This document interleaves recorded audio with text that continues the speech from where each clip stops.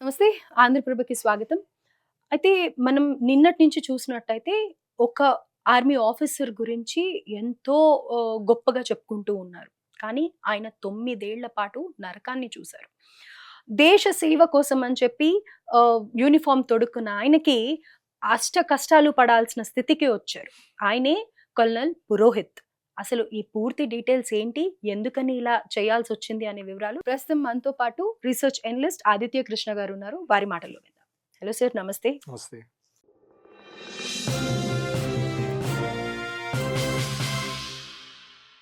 Sir, so Purohit Srikanth గారు కల్నల్‌గా ఉన్నారు. బాధ్యతలు స్వీకరించారు. అయితే ఇక్కడ పెద్ద ప్రశ్న ఏంటంటే, దేశ సేవ కోసమని ఉన్న అతన్ని యుద్ధానికి పంపించిన వాళ్ళు, లైక్ ఒక ఆపరేషన్‌కి పంపించిన గవర్నమెంట్ ఎందుకని ఆయనని సెక్యూర్ చేయలేకపోయింది? అంత పెద్ద టెర్రరిస్ట్ అన్న నిందని ఆయన ఎందుకు 9 ఏళ్ల పాటు మోయాల్సొచ్చింది అని అంటారు? రైట్. సో, కొంచెం బ్యాక్‌గ్రౌండ్‌లోకి వెళ్దామండి. బ్యాక్‌గ్రౌండ్‌లో ఈ ఆహ్, ఇంతకుముందు ఇష్యూ జరిగినప్పుడు ఆయన లెఫ్టినెంట్ కర్నల్ పురోహిత్ ఆయన. సో, 1994లో ఆయన ఇండియన్ ఆర్మీని జాయిన్ అయ్యారు. జాయిన్ అయిన వెంటనే ఆయన కేపబిలిటీస్‌ని చూసి, ఆయన ఎబిలిటీస్‌ని చూసి మిలిటరీ ఇంటెలిజెన్స్ వింగ్‌లో పెట్టారు. సో, మిలిటరీ ఇంటెలిజెన్స్ ఉన్నా కూడా ఆయన చేసిన మేజర్ ఎఫర్ట్స్ అంతా ఆహ్, కొంచెం కశ్మీర్‌లో చేసినవి ఉన్నాయి. దాని తర్వాత సిమి అనే దాంట్లో student Islamic movement of India. దీంట్లో ఇన్ఫిల్ట్రేట్ చేశారు ఆయన. హ్మ్. ఇన్ఫిల్ట్రేట్ చేసి దాని నుంచి ఇన్ఫర్మేషన్ చాలా బయటికి లాగారు. దాంట్లో రాడికలైజేషన్ జరుగుతున్నాయి. ఎల్ఈటీతో టచ్ ఉంది వాళ్ళకి, అల్ ఖైదాతో టచ్ ఉంది వాళ్ళకి. వాళ్ళు Osama bin Laden video circulate చేస్తున్నారు. లేకపోతే జాకిర్ నాయక్ వీడియోస్ సర్క్యులేట్ చేస్తున్నారు. ఇవన్నీ ఇన్ఫర్మేషన్ అని తీసుకొని సిమి మీద ఒక స్ట్రాంగ్ కేస్ తయారు చేశారు. సో 2006లో యాక్చువల్‌గా మాలేగావ్ అనే ఊర్లో ఒక బ్లాస్ట్ జరిగింది. 2006లో జరిగిన బ్లాస్ట్ సిమి వాళ్ళు చేశారని కన్ఫర్మ్ అయింది. కన్ఫర్మ్ అయిన తర్వాత సరే ఇంకా దాని మీద ఇన్‌ఫాక్ట్ 2001లోనే సిమి మీద అప్పట్లో ఉన్న ప్రభుత్వం అప్పట్లో I think it was Vajpayee గారి ప్రభుత్వం. ఆ టైంలోనే సిమి మీద ఒక బ్యాన్ అనేది జరిగింది. కానీ స్టిల్ 2006లో సిమి ఇన్‌ఫ్లూయెన్స్‌తో జరిగేటటువంటి బ్లాస్ట్ ఒకటి జరిగింది మాలేగావ్‌లో. సో ఈ విషయం ఇది కర్నల్ పురోహిత్ ద్వారా వీళ్ళ ద్వారా కూడా తెలిసింది ఏంటంటే వాళ్ళు బ్యాన్ చేసినా కూడా వేరే వాళ్ళకి ఫ్రంట్స్ ఉన్నాయి. ఫర్ ఎగ్జాంపుల్ కేరళలో పాపులర్ ఫ్రంట్ ఆఫ్ ఇండియా అని, వేరే చోట్ల రకరకాల చిన్న చిన్న ఆర్గనైజేషన్స్, వాట్సాప్ గ్రూప్స్, ఇవన్నిటి ద్వారా అప్పట్లో వాట్సాప్ కాకపోయినా ఎస్ఎంఎస్ల ద్వారా వీటి ద్వారా చేస్తున్నారని ఒక రియలైజేషన్ వచ్చింది. సో సరే బస్ట్ చేశారు ఇవన్నీ. He's been a decorated military intelligence officer. 2008లో ఇంకో మాలేగాన్ బ్లాస్ట్ జరిగింది. అది జరిగినప్పుడు అది ఆ టైంకి you have to see it is that UPA 2 వచ్చే టైం, అది యూపీఏ 1 అయిపోతున్నది, యూపీఏ 2 వస్తున్న టైం. ఈ బ్లాస్ట్ ఒకటి జరిగినప్పుడు అండ్ మాలేగాన్ అది ఇట్ ఇస్ ఇన్ మహారాష్ట్ర. ఇది జరిగే టైంకి కొంచెం మరి ఏం జరిగిందో తెలియదు. అక్కడ ఉండే మహారాష్ట్ర వాళ్ళకున్న యాంటీ టెర్రరిజం స్క్వాడ్ వాళ్ళు వచ్చి దీని వెనకాల ఎవరో ఉన్నారు, సంస్థలు ఉన్నాయని చెప్పి సడన్ గా వాళ్ళ ఫోకస్ అభినవ్ భారత్ అనే గ్రూప్ ని పట్టుకున్నారు. అభినవ్ భారత్ లో ఎవరున్నారు అంటే దాంట్లో చూస్తే అప్పుడు సాధ్వి ప్రజ్ఞాజీ అని ఉంటారు, ఆమె ఉన్నారు. She later became a member of parliament. దాని తర్వాత ఇతను కర్నల్ పురోహిత్ పేరు కూడా వచ్చింది. సో లెఫ్టినెంట్ కర్నల్ నుంచి ఆయన కర్నల్ పురోహిత్ అయ్యారు down the line. So colonel Purohit పేరు కూడా ఆ పాయింట్ ఆఫ్ టైంలో వచ్చింది. వచ్చిన తర్వాత ఆయన అనడం ఏంటంటే, నేను ఇక్కడ అభినవ్ భారత్ కూడా నేను సిమిలో ఎట్లా ఇన్ఫిల్ట్రేట్ అయ్యాను అట్లాగే రకరకాల సంస్థలో ఇన్ఫిల్ట్రేట్ అయ్యి ఉన్నాను, వాళ్ళ గ్రూప్స్లో వాలంటీరీగా వెళ్తున్నాను, అట్లాగే వచ్చాను. అండ్ ఇన్ఫాక్ట్ ఇక్కడ ఏమీ లేదు అభినవ్ భారత్లో. దాని మీద మాటలు వస్తున్నాయి, రాడికల్ మూవ్మెంట్ అని మాటలు వస్తున్నాయి. వెళ్ళి చూసాను, ఏమీ లేదు. ఆ ఉద్దేశంతో నేను వెళ్ళి చూశాను, అంతేగాని వాళ్ళతో నేనేమి కన్స్పైర్ చేయలేదు అంటారు. కానీ యాంటీ టెర్రరిజం స్క్వాడ్ వాళ్ళు మరి రిపోర్ట్స్ చెప్పడం ఏంటంటే, అండ్ ఇన్ఫాక్ట్ కన్ఫర్మ్డ్ కూడా, దట్ ఆయన్ని ఈ టైం లైన్ కూడా మీరు చూడాలి. 2008లో ఐ థింక్ అరౌండ్ సెప్టెంబర్లో బ్లాస్ట్ జరిగింది మాలేగావ్లో. అక్టోబర్ 24, 25 ఆ ప్రాంతంలో ఇతన్ని ఇల్లీగల్ గా డిటైన్ చేశారు. ఏమి అరెస్ట్ వారెంట్ లేదు, ఏమీ లేదు. దాంట్లో డిటైన్ చేసిన వాళ్ళు కూడా ఎవరు, ATS లో అప్పట్లో యాంటీ టెర్రరిజం స్క్వాడ్ లో హేమంత్ ఖర్కరే అని ఉండేవారు. అట్లాగే ఆయన పరంబీర్ సింగ్ అని ఒక అతను ఉండేవారు. పరంబీర్ సింగ్ అప్పట్లో he was anti terrorism squad కి, he was part of that also. And ఆయన యాంటీ కరప్షన్ బ్యూరోలో కూడా డీజీగా చేశారు. ఇన్ఫాక్ట్ పరంబీర్ సింగ్ గురించి మనం సెపరేట్ గా మళ్ళీ డిస్కస్ చేయాలి, ఎందుకంటే తర్వాత అయింది భలే చరిత్ర అయింది. తర్వాత టీఆర్పీ స్కామ్ అని రిపబ్లిక్ టీవీ మీద చేశారు, ఓడిపోయారు. దాని తర్వాత సుశాంత్ సింగ్ రాజ్పుత్ కేసు మీద ఆయనే ఇన్వెస్టిగేటివ్ హెడ్ లాగా ఉన్నారు. ఆ కేసు గురించి తెలిసిందే, బయట ఏం పడలేదు. రైట్. దాని తర్వాత ఆయన ఫైనల్ సస్పెండ్ చేశారు. ఎందుకు సస్పెండ్ చేశారు? ముఖేష్ అంబానీ ఇంటి కింద జెలటిన్ స్టిక్స్ కనబడ్డాయి, ఎక్స్ప్లోజివ్స్, అండ్ థ్రెట్స్ వెళ్ళాయి. మీరు ఏదో మేము చెప్పినట్టు చేయకపోతే బాంబ్ బ్లాస్ట్ జరుగుతుంది. అది ఇన్వెస్టిగేట్ చేస్తే పరంబీర్ సింగ్ పేరు బయటపడింది. అప్పుడు ముఖేష్ అంబానీతో డీ కొట్టిన తర్వాత ఆయన సస్పెండ్ చేశారు. కానీ ఈ లోపల మీరు చూస్తే ఆయన డీల్ చేసే చాలా cases, Sushant Singh Rajput case, TRP case, వేరే కొన్ని సూసైడ్ కేసులు, కొన్ని మంచి కేసులు డీల్ చేశారు, కానీ మెజారిటీ కేసు ఇట్లాంటివి. అండ్ కర్నల్ పురోహిత్ కేసు కూడా ఆయన ఖాతాలో ఉంది. సో హేమంత్ ఖర్కరే ఇతను కూడా ఆయన, ఆఫ్ కోర్స్ ఆయన 26/11 అటాక్ జరిగినప్పుడు ఆయన కూడా ఆయన డిప్లాయ్ అయ్యారు. డిప్లాయ్ అయిన వెంటనే అనడం అజ్మల్ కసబ్ ఇంకో అతను వాళ్ళిద్దరు వచ్చేసి ఇతను కాల్ చేశారు, అతను నేను ఇంకో ఇద్దరిని చంపేశారు అంటారు. సో ఓవరాల్ వీళ్ళు ఈ Hemant Karkare, Parambir Singh and many others వాళ్ళు ఇల్లీగల్ గా డిటైన్ చేసి అక్టోబర్లో, నవంబర్లో ఆయన్ని ప్రాపర్ గా కస్టడీలోకి తీసుకొని, తర్వాత ఆ కస్టడీ తీసుకొని ఈ ఇల్లీగల్ డిటెన్షన్ కి కస్టడీ లోపల టార్చర్ పెట్టారు ఆయన. టార్చర్ కూడా ఆయన ఓపెన్ గా అనటం almost 3rd degree torture, nails తీయడము, ఆయన చేతులు కట్టేసి వేలాడదీయటం, చేతులతో పైన వేలాడదీయటం అట్లా. ఇప్పుడు ఒక ఆర్మీలో సర్వీస్ లో ఉన్న పర్సన్ ని తీసుకువెళ్ళేటప్పుడు ప్రేయర్ గా ఇన్ఫర్మేషన్ ఇస్తారు కదా, అండ్ వాళ్ళ గురించి తెలుసుకుంటారు కదా డీటెయిల్స్. ఇప్పుడు వాళ్ళు కూడా ఒక ఆపరేషన్ కి పంపిస్తున్నారు అంటే ఆ పర్సన్ ఒక హిస్టరీ ఏంటి, ఎలాంటి యాక్షన్ తీసుకుంటాడు, ఎలాంటి పర్సనాలిటీ అనేది చూసే కదా వీళ్ళు కూడా ఒక ఆపరేషన్ కి పంపిస్తారు. సో అది ఎలా పాసిబుల్ అయిందంటారు అంతలా అరెస్ట్ చేయడానికి? అంటే మేజర్గా ఏంటంటే అండి, మీకు రా అయినా, ఇంటెలిజెన్స్ బ్యూరో అయినా, మిలిటరీ ఇంటెలిజెన్స్ అయినా, and many other unknown organisations వాళ్ళు కోవర్ట్ ఆపరేషన్స్ చెప్పినప్పుడు పబ్లిక్ లో పెట్టరు. It's Dhurandhar operation only. Hamza Ali Mazari వెళ్తాడు కానీ అతని పేరు జస్కృత్ సింగ్ రాంగి అని ఎవరికి తెలియదు, తెలియకూడదు కూడా. తెలిస్తే ద మిషన్ ఫెయిల్స్. ఎందుకంటే ఇక్కడ ఎజంప్షన్ ఏంటి, ఇప్పుడు రా ఒక ఏజెంట్ ని బయటకు పంపించిన కూడా ఎజంప్షన్ ఏంటి, రా చేసేది మిలిటరీ ఇంటెలిజెన్స్ కూడా తెలియదు, మిలిటరీ ఇంటెలిజెన్స్ చేసేది ఐబీకి తెలియదు, ఐబీ చేసేది రాకి తెలియదు, ఎవరికి ఎవరేం చేస్తారో తెలియదు, తెలియకూడదు. ఎందుకంటే బేసిక్ అజంప్షన్ ఏంటి, దట్ ప్రతి ఒక్క చోట కాంప్రమైజ్డ్ అసెట్స్ ఉంటారు, అదొక అజంప్షన్. ఫర్ ఎగ్జాంపుల్ ఇప్పుడు మొన్ననే ఆయన పేరు ప్రవీణ్ అనుకుంటా, ఆయన ప్రవీణ్ మౌర్య అని ఏదో, ఇన్ఫాక్ట్ ట్విట్టర్లో ఈ మధ్య వైరల్ అవుతున్నారు. ఆయన ఇస్రోలో ఆయన విక్రమ్ సారాభాయ్ స్పేస్ సెంటర్ త్రివేంద్రంలో ఉన్నారు. ఆయన కంటిన్యూస్ అంటున్నది ఏంటంటే, నన్ను గత ఎన్నో సంవత్సరాలు 10 సంవత్సరాల పైనుంచి నన్ను సస్పెండ్ చేసి ఉంచారు వాళ్ళు. అండ్ దానికి కారణం ఏంటంటే, నా కల్లారా నేను చూశాను దట్ ఇస్రోలో చీఫ్ దుబాయ్కి వెళ్ళి డిఆర్డిఓ నుంచి బ్రాహ్మోస్ టెక్నాలజీను, వేరే టెక్నాలజీను దుబాయ్లో వేరే స్పై ఏజెన్సీకి అమ్మడం చూశాను. నన్ను కూడా ఇన్వాల్వ్ అవ్వమన్నారు, నేను వద్దన్నాను. దానివల్ల నాకు సస్పెన్షన్ ఇచ్చారు. తర్వాత నాకు పోలీసులు ఫోన్ చేశారు, కేరళ పోలీస్. ఆయనకు ఫోన్ చేసి మిమ్మల్ని కస్టడీ తీసుకోబోతున్నాం, మీరు ఒక అండర్ ఏజ్ అమ్మాయికి సెక్షువల్ గా మీరు అబ్యూజ్ చేసి అమ్మాయికి డ్రగ్స్ అమ్మారు రాత్రి 10:30 అని చెప్పి నా లోపలేశారు. Now it has been proved that all are fake. Court చెప్పింది ఆల్ ఆర్ ఫేక్ అని. ఇవన్నీ వైరల్ అయ్యే టైంకి మొన్న అజిత్ దోవల్జీ కూడా వెళ్ళొచ్చారు. ఆయన ఇస్రో అక్కడికి వెళ్ళి ఆయన ఇన్స్పెక్ట్ చేసి వెళ్ళారు, ఏం జరుగుతుంది ఇక్కడ అని. సో ఇప్పుడు డిఆర్డిఓ ఇస్రోకి ఇన్ఫర్మేషన్ షేర్ చేయాలి. ఎందుకు చేయాలి? ఎందుకంటే వాళ్ళ శాటిలైట్ సిస్టమ్స్ కి, వీళ్ళ మిసైల్ సిస్టమ్స్ కి ఇంటిగ్రేషన్ ఉండాలి. ఇప్పుడు నేను ఇక్కడ నుంచి ఒక బ్రాహ్మోస్ లాంచ్ చేస్తే దానికి డైరెక్షన్ ఎట్లా? అది మన శాటిలైట్ సిస్టమ్సే. అన్ఫార్చునేట్లీ ఇస్రోలో ఇప్పుడు నావిక్ శాటిలైట్స్ కూడా మనకున్న ఐ థింక్ 8 or 9 ఉండాలి, మినిమం 4 పనిచేయాలి, 3 పనిచేస్తున్నాయి. మన Navik system is not working. ఇది ఇంటర్నల్ సాబోటాజా, టెక్నాలజీగా మా వెనకబడ్డామా తెలియదు, ఆర్ ఎవరైనా వచ్చి ఏమైనా చేస్తున్నారా ఐఎస్ఐ ద్వారా, లేకపోతే రా ద్వారా, లేకపోతే చైనీస్ ఎంఎంఎస్ ద్వారా, we don't know. So sabotages జరుగుతూ ఉంటాయి ఇట్లా. సో ఈ assumption, and these are scientific organisations. And మనకి తెలిసిందే బార్క్ కూడా, మనకి అటామిక్ ఏజెన్సీలో కూడా ఎంతో మంది న్యూక్లియర్ సైంటిస్ట్ చనిపోతున్నారు. హోమీ జహాంగీర్ బాబా కూడా ఏ రోజు ఆయన స్టేట్మెంట్ ఇచ్చారు, 18 నెలల్లో మనం న్యూక్లియర్ వెపన్ కావాలంటే డెవలప్ చేయొచ్చు అన్న మాట అన్నారు. 1965లో అన్నారు.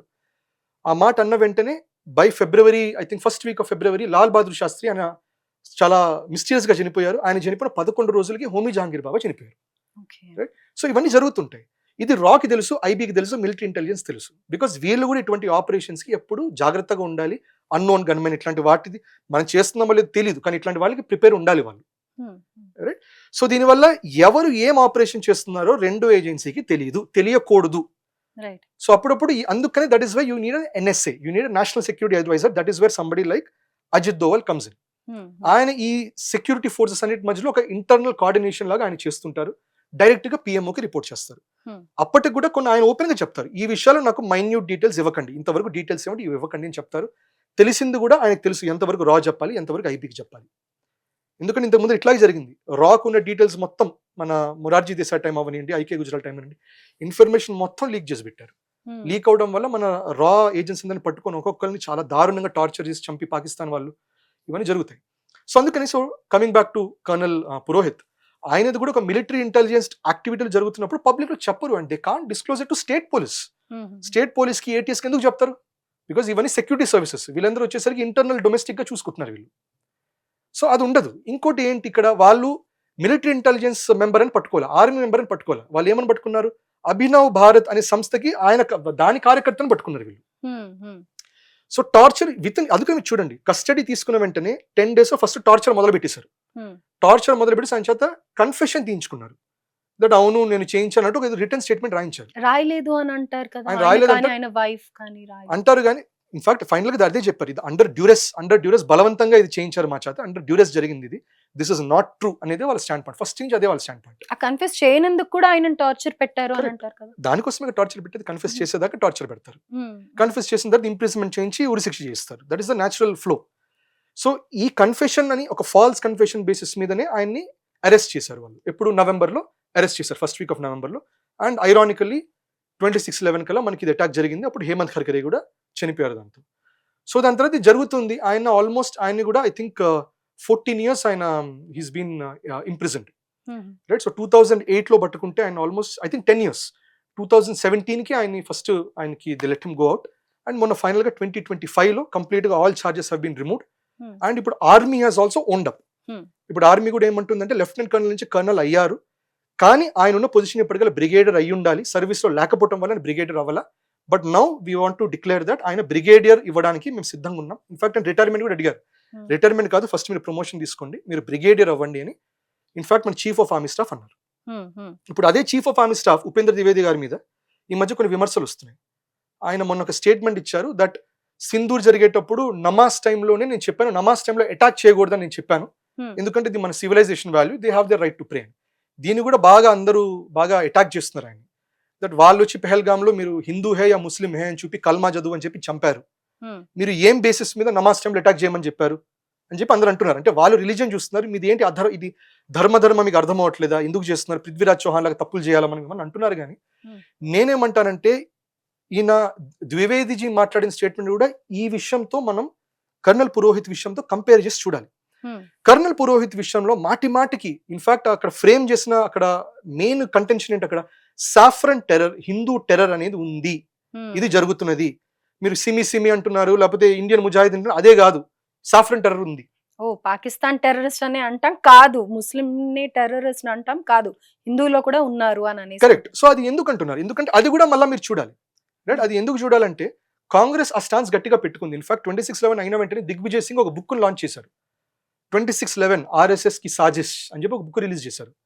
మాటికి అహ్మద్ అతని పేరేంటి అజ్మల్ కసబ్ చేతి మీద కలావా ఉందని చూపించడం, అట్లాగే ది సేమ్ టైం RSS చేస్తున్నారు ఇదని చెప్పడం, రైట్. ఇన్ఫాక్ట్ ఇది హేమంత్ కర్కరే, పరంబీర్ సింగ్ ఉన్న మిషన్ లో మోహన్ భాగవత్ జీని కూడా అతన్ని కూడా ఇంప్రిజన్ చేయాలని వాళ్ళది ఉంది ఒకటి అని చెప్పి అంటారు, టార్గెట్ ఆయనని అంటారు, రైట్. సో ఇదంతా 2013 కల్లా క్వాష్ అయిపోయింది. 2014 కల్లా సరే ఇండియా వచ్చింది, అంత కొంచెం రివర్స్ అయింది వాళ్ళకి. సో ఈ సాఫ్రన్ టెర్రర్ అనేది ఎందుకు నడపాలి అనుకుంటే మీరు చూస్తే ఇది western deep state and western lobby వాళ్ళు ఏమన్నారు, మనం ఇస్లామిక్ టెర్రరిజం అనొద్దు, let it just be terrorism has no religion అని మెయిన్ గా డీప్ స్టేట్ వాళ్ళే స్టార్ట్ చేశారు. అది స్టార్ట్ చేసి వెస్టర్న్ యూరోప్ మొత్తం కూడా అదే తీసుకొని వాళ్ళు ఇల్లీగల్ ఇన్ఫిల్ట్రేషన్ అలౌ చేసి ఇమిగ్రెంట్స్ కి బెనిఫిట్స్ ఇచ్చి దాంట్లో రెసిస్ట్ చేసింది ఒక పోలాండ్, చాలా స్ట్రాంగ్ గా రెసిస్ట్ చేసింది. జార్జియా మెలోని వచ్చాక ఆమె రెసిస్ట్ చేస్తున్నది. రీసెంట్ గా ఈ మధ్య కొంచెం మ్యాక్రాన్ కొంచెం డౌట్ఫుల్ గా ఉన్నాడు, వద్దని చెప్తున్నాడు. సో ఎసెన్షియల్లీ ఏంటంటే యూరోప్ అండ్ వెస్టర్న్ సివిలైజేషన్ అంతా ఇస్లామిక్ టెర్రరిజం అనకండి అని అంటున్నారు. ఎందుకు అంటున్నారంటే నిజం చెప్పాలంటే అదొక ఆయుధం వాళ్ళకి. ఐసిస్ అయినా అల్ఖాయిదా అయినా ఇవన్నీ చూస్తే ఒక విధంగా వాళ్ళకి CIA బ్యాకింగ్ వస్తుంది, CIA ఫండింగ్ వస్తుంది, వాళ్ళు చెప్పిన మూవ్మెంట్స్ ప్రకారం వెళ్తున్నారు. ఐసిస్ అండ్ అల్ఖాయిదా వాళ్ళు ఇస్లాం కోసం అంటూనే సిరియాని కొడుతున్నారు, వాళ్ళు ఇరాక్ని కొడుతున్నారు, సౌదీని అటాక్ చేస్తున్నారు. They not attacking Israel, they not attacking Europe, they not attacking US, right. So అక్కడ కూడా చూడండి పొలిటికల్ రెటారిక్ ఒకటి ఉంటుంది, అటాక్స్ ఇస్లామిక్ కంట్రీస్ అటాక్ చేస్తున్నారు వాళ్ళు. సో ఎసెన్షియల్ అక్కడంతా ఏంటంటే ఇదంతా ఒక కూటనీతి టైప్, ఇదంతా కోవర్ట్ వార్ఫేర్ లాగా చేస్తున్నారు. సో మేబీ దాన్ని కవర్ లో పెట్టుకుని వాళ్ళు there is no Islamic terrorism అంటారు, కానీ అక్కడ రాడికలైజ్ చేయడానికి జనాలకు ఆ మొమెంటం ఇవ్వడానికి they are using Islam, they are using radical Islamic text, దాని బేసిస్ మీద టెర్రరిజం తయారు చేస్తున్నారు. టాప్ లెవెల్లో అది ఉండదు. ఇప్పుడు ఇస్లామిక్ రెజిమ్ కూడా చూడండి, ఇరాన్ లో వాళ్ళు కూడా అక్కడంతా it's war for or religion, it is war for Allah అంటారు. ఇజ్రాయెల్ కూడా it is a war for Israel or civilization అంటారు. ట్రంప్ కూడా అన్నాడు it is a war for Jesus Christ అన్నాడు. But end of the day అందరికి తెలిసింది local masses అందరూ fight చేసేది జీసస్ కోసం, అల్లా కోసం ఫైట్ చేస్తారు. Top level they know it is about state of Hormuz, they know it is about uranium, they know it is about global trade networks, కానీ local masses convince అవుతారు. So మన దేశంలో కూడా అంటే masses అంతా కూడా మీరు చూస్తే మాసెస్ కి ఆల్రెడీ సైడ్స్ తీసుకున్నారు. ప్రో ఇరాన్ యాంటీ ఇజ్రాయెల్ కొంతమంది ఉన్నారు, ప్రో ఇజ్రాయెల్ యాంటీ ఇరాన్ ఉన్నారు. బట్ వీళ్ళలో మెజారిటీ గేమ్ చూడట్లే. ఇక్కడ ఇరాన్ ఇజ్రాయెల్ అది గేమ్ కాదు, you may be against Islamic terrorist or whatever, కానీ ఇరాన్ అండ్ మనకి వెస్ట్ ఏషియన్ ఈ వార్ చూస్తుంటే majority Islamic countries Israel side లో ఉన్నారు, they are against Iran, okay. Right? So ఇట్లా ఉంటుంది ఓవరాల్ ఈక్వేషన్ ఇట్లా ఉంటుంది. కానీ ఈ సాఫ్రన్ టెర్రర్ అనేది అందుకని కాంగ్రెస్ కూడా ఐ థింక్ అది ఒక వెస్టర్న్ ప్లే బుక్, అది దట్ మీరు మా స్ఫియర్ లో ఉండాలంటే, మా సపోర్ట్ కావాలంటే ఎల్జీబీటీక్యూని ఇంట్రడ్యూస్ చేయండి, ఓకిజం ఇంట్రడ్యూస్ చేయండి, దాంతో పాటు మీరు ఇట్లాంటి మూవ్మెంట్స్ తీసుకురావాలి, where terrorism has no religion మీరు చెప్పాలి. సో దానికి మరి what is the contribution of the existing government, that సరే సాఫ్రన్ టెర్రర్ కూడా ఉంది కదా, అప్పుడు it is radical Pakistani terrorism, it is not Islamic terrorism. ఇది చెప్పే ప్రయత్నం బాగా అగ్రెసివ్గా ట్రై చేసింది కాంగ్రెస్.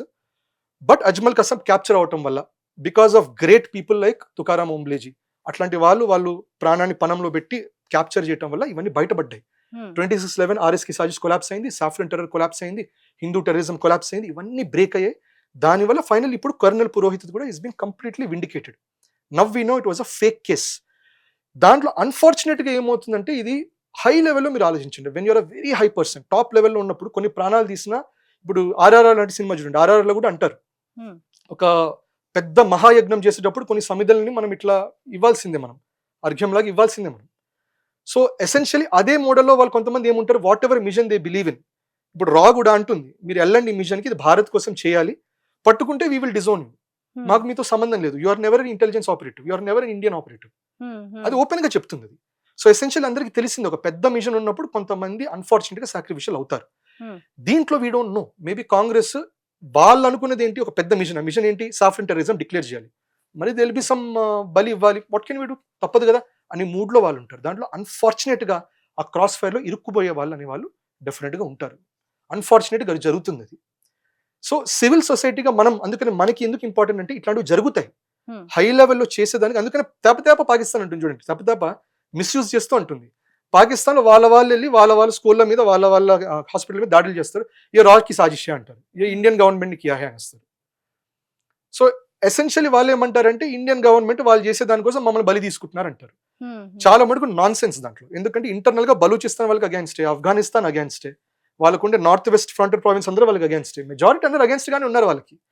కానీ వాళ్ళు పెడతారు, ఎందుకంటే పొలిటికల్ థియరీలో అది ఉంటుంది, దాని ఒక లార్జర్ మిషన్ కోసం కొన్ని ప్రాణాలు పోతాయి. ఇప్పుడు మనకి వరల్డ్ ట్రేడ్ సెంటర్ 9/11 దీని మీద కూడా చాలా మంది అంటారు అదొక ఇంటర్నల్ ఆపరేషన్, అది ఏమి వచ్చి ఒసామా బిన్ లాదెన్ పడేసి కొట్టింది కాదు, అది ఇంటర్నల్ ఆపరేషన్. ఎందుకంటే మరి కొన్ని ప్రాణ బలి తీసుకోవాల్సి వచ్చింది కదా. It's unfortunate, it's terrible, but political వాళ్ళు కొంతమంది చేస్తారు. సో దీనికి సివిల్ సొసైటీ ఏం చేయాలంటే ఎప్పుడు మనం రెడీగా ఉండాలి. సాఫ్రన్ టెర్రర్ అన్న వెంటనే ఆ బ్యాండ్ వేగంలో వెళ్ళిపోవడం కాదు, ఆ చూసారా డిక్లేర్ అయిపోయింది సాఫ్రన్ టెర్రర్, ఆ నాన్ సెన్స్ ఏంటి, wait for it, who knows what is true what is false. అట్లాగే ఇప్పుడు anybody, it can be anything. మనకి కాశ్మీర్లో చాలా మూవ్మెంట్స్ జరుగుతుంటాయి, ఇప్పుడు నార్త్ ఈస్ట్ జరుగుతుంది, కుకీస్ వర్సెస్ మేటేస్ ఇష్యూస్ జరుగుతున్నాయి. ఇమ్మీడియట్ గా మనం అంటాం మోదీజీ ఎందుకు వెళ్ళట్లేదు మణిపూర్కి అంటాం. Boss there is a very clear intel. ఆ ఇంటెల్ ఏంటంటే కుకీ మిలిటెంట్స్ ద్వారా, ఇన్ఫాక్ట్ 2023 కుకీ మేటేస్ మధ్యలో రైట్స్ జరిగే ముందర కూడా కుకీస్ వాళ్ళు యుఎస్ లో గుర్పట్వంత్ సింగ్ పన్ను, ఖాలిస్తానీ టెర్రరిస్ట్ సపోర్టెడ్ బై సిఐఏ, వాళ్ళు కలుసుకొని ఈయన గుర్పట్వంత్ సింగ్ పన్ను వాళ్ళకి గో హెడ్ కూడా ఒక రకమైన అగ్రిమెంట్ కూడా జరిగింది అక్కడ. దాని తర్వాత ఇమ్మీడియట్ 2023 మనకి అటాక్స్ జరిగాయి. అండ్ ఇన్ఫాక్ట్ గుర్తుంటే మనకి పంజాబ్ లో కూడా ప్రధానమంత్రి మన మోదీజీ మీద అటాక్స్ చేసే అవకాశం ఉంది అన్నారు. కంటిన్యూస్ థ్రెట్ లో ఉన్నప్పుడు మోదీజీని బలవంతంగా అక్కడ పంపించి ఒక చిన్న ఇన్సిడెంట్ జరిగినా కూడా నేషనల్ సైకి ఎట్లా అవుతుంది, ఇట్ విల్ బికమ్ అగేన్స్ట్ మణిపూరీస్. మనం చూడం మైటీస్ కుకీస్ అని మనం చూడం, మణిపూరి వాడు చేశాడు అనుకుంటాం. అప్పట్లో గాంధీజీ ఎప్పుడు అంటారు, గాంధీజీ అసాసినేషన్ అయిన వెంటనే గోడ్సే చిట్పవన్ బ్రాహ్మణ్ అని చెప్పి చిట్పవన్ బ్రాహ్మణ్స్ అందరూ చంపడం మొదలు పెట్టేశారు అక్కడ. ఇందిరాగాంధీ అటాక్ జరిగిందంటే పంజాబీస్ అందరి మీద అటాక్ చేయడం మొదలు పెట్టారు. సో సైకి, మాబ్ సైకి ఎట్లా ఉంటుంది, వాళ్ళు ఒక అటాక్ జరిగిన అనవసరం మాకు, don't tell us your Jat Sikh or whether your Jat Sikh కాదు, మేము ఇక్కడ లోకల్ ధార్మిక్ సిక్ ఇవన్నీ చెప్పకండి, సిక్ అంటే సిక్కే ఒకటే. సో ఆ ఉద్దేశం మాబ్స్ వెళ్ళిపోయి అవుతుంది. దానివల్ల you cannot send Modi ji to Manipur when you have intel ఆయన మీద అటాక్ జరుగుతుంది. సో ఈ కుకీస్ మేటేస్ దాంట్లో కూడా మీరు చూడొచ్చు, అక్కడ ఎసెన్షియల్లీ కుకీస్ ఒక లార్జర్ ప్లాన్ ఉంది. ఏంటది, నార్త్ ఈస్ట్ ఇండియాని ఇండియా నుంచి సెపరేట్ చేసేసేయాలి, ఈ ప్లాన్ ఉంది. ఈ ప్లాన్ కోసం వాళ్ళు ఆర్మ్ చేస్తారు కుకీస్ని. సో లార్జర్ మిషన్ కోసం ఏం చేస్తారు, మొన్న మీరు చూస్తే అన్ఫార్చునేట్ గా 5-year-old little boy, 6-month-old child, వీళ్ళిద్దరు ఒక rocket launch attack, cookies launch rocket launch attack లో చనిపోయారు. సో వాళ్ళు ఒక అటాక్ లాగా వాళ్ళు సింపుల్ గా చేసేస్తారు. మన వాళ్ళు ఏం చేస్తున్నారు దానికి, ఈ మాత్రం దానికి మోదీ ఏం చేయలేరా, అమిత్ షా ఏం చేయలేరా, మనం మూవ్ అవ్వకూడదు. That is the idea. ఇట్లాంటి అటాక్స్ ద్వారా, రైట్స్ ద్వారా ఏంటంటే ప్రజలకి, గవర్నమెంట్ కి యాంటీ అవ్వాలి, యాంటీ ఎస్టాబ్లిష్మెంట్ కి తయారవ్వాలి, గవర్నమెంట్ ని కింద లాగేసేయాలి, కొలాప్స్ అవ్వాలి సొసైటీ, జెన్జీ ప్రొటెస్ట్ జరగాలి. ఇది బంగ్లాదేశ్ లో వర్క్ అయింది. నేపాల్లో వర్క్ అయింది, భారత్లో వర్క్ అవ్వకూడదు. అది ప్రభుత్వం చేయదు, ఆ పని సివిల్ సొసైటీ, ప్రజలు చేయాలి. ఓకే. సో మనం ఇది గుర్తుపెట్టుకొని, colonel Purohit story is an incredible story. ఎవరెవరు ఆయన్ని టెర్రరిస్ట్ అన్నారు, ఎవరెవరు ఆయన టార్చర్ని జస్టిఫై చేశారు, సాధ్వి ప్రజ్ఞ టార్చర్ని జస్టిఫై చేశారు, ఇవాళ every one has been proved wrong. Sadhvi Pragya ఏంటి ఇందులో? ఆవిడ ఎందుకు arrest సాధ్వి ప్రజ్ఞని కూడా అప్పట్లో ఆమెను కూడా ఈ అభినవ్ భారత్ లో she was one of the main persons అని భావించి, lady as a lady, yeah, ఆమెను కూడా తీసుకొచ్చి ఆమె ఒక రాడికల్ ఉమెన్ అని చెప్పి ఆమెను కూడా పెట్టి ఆమెను కూడా టార్చర్ చేసి హింసలు పెట్టి ఇవన్నీ చేశారు ఆమె. బట్ సరే, న్యాచురల్ జస్టిస్ జరిగింది, ఆమెను దిగ్విజయ్ సింగ్ ఆపోజిట్ పెట్టారు Madhya Pradesh, she won incredibly against him. So justice అనేది it's slow, it is extremely slow, extremely painful. Part of the game. Government ఏదైతే వాళ్ళు అనుకుంటారో వాళ్ళు అనుకున్నవి సాధించడానికి మధ్యలో వీళ్ళందరినీ కూడా అవుతుంది. కానీ ఇంకోటి గుర్తుపెట్టుకోవాల్సింది, గవర్నమెంట్స్ కూడా గుర్తుపెట్టుకోండి, ఏ గవర్నమెంట్ ఉన్నా కూడా it's now it's globalised world. ఇప్పుడు నార్త్ కొరియా అట్లాంటివన్నీ కంటెంట్ గా ఉంటారు, చైనా కూడా ట్రై చేస్తుంది కంటెంట్ ఉంచడానికి. భారత్లో whether we like it not external forces act అవుతుంది సౌత్ ఏషియా మొత్తం మీద. ఇప్పుడు శ్రీలంకలో కూడా ఎలక్షన్స్ జరిగేటప్పుడు చైనా కూడా ఇన్వాల్వ్ అవుతుంది, యూఎస్ కూడా ఇన్వాల్వ్ అవుతుంది, ఇండియా కూడా చెప్పినా చెప్పకపోయినా ఇన్ సమ్ వే ఇన్వాల్వ్ అవుతుంది. ఒక ప్రో ఇండియన్ గవర్నమెంట్ రావాలి, ప్రో చైనీస్ గవర్నమెంట్ రావాలి, ప్రో యూఎస్ గవర్నమెంట్ రావాలి. అట్లాగే ఇండియాలో జరిగేటప్పుడు కూడా ఎలక్షన్స్ న్యాచురల్గా యూఎస్ వాళ్ళు కూడా ఎతుకుతూ ఉంటారు. యూఎస్ లో కూడా సిఐఏ ఒకవైపే కాదు, it will look at both parties, look at everybody. సిఐఏలో కూడా ఇంటర్నల్ గా ఉంటుంది. ఇప్పుడు సిఐఏలో కూడా కొంతమంది ఎట్లా ఉంటారు మీరు గమనించండి, ఒబామా డెమోక్రాట్స్ ఉన్నప్పుడు మనకి బాగా ఇస్లామిక్ మూవ్మెంట్ ఇష్యూస్ ఎక్కువ జరిగేది. ట్రంప్ వచ్చినప్పుడు ఇస్లామిక్ ఇష్యూస్ జరగట్లా, నార్త్ ఈస్ట్ లో క్రిస్టియన్ బేస్డ్ ఇష్యూస్ జరుగుతున్నాయి ఎక్కువ. ఎండ్ గోల్ ఒకటే, భారత్ని బ్రేక్ చేయాలి. మీన్స్ ఏంటి, ఈ పార్టీ ఉన్నప్పుడు రాడికల్ ఇస్లాం వాడతారు, ఈ పార్టీ ఉన్నప్పుడు ఎవాంజలికల్ క్రిస్టియానిటీ వాడతారు, వాడి బ్రేక్ చేస్తారు. సో మనలో కూడా ఏం చేస్తారు వాళ్ళు, ఎవరు ఎట్లాంటి వాళ్ళు మన ఐడియాలజీకి ఉంటారని చూసుకొని వాళ్ళని ఫండింగ్ చేయడానికి ట్రై చేస్తారు, వాళ్ళని స్పాన్సర్ చేయటం, వాళ్ళని గ్రూమ్ చేయటం, ఇవన్నీ చేసే ప్రయత్నాలు జరుగుతాయి. సో ఇక్కడ లోకల్ గా చేసేది కూడా end of the day, whether we like it or not, Congress అయినా ఎవరైనా, ఏ పార్టీ అయినా, బీజేపీ అయినా కూడా అట్ సమ్ లెవెల్ ఇంటర్నేషనల్ వెళ్తారు, they connect with people, they lobby with people, వాళ్ళు వెళ్ళాలి, మాట్లాడాలి, రావాలి. దీంట్లో వాళ్ళు కూడా ఏం చేస్తారు, ఇన్ఫ్లుయెన్స్ చేసే ప్రయత్నాలు చేస్తారు.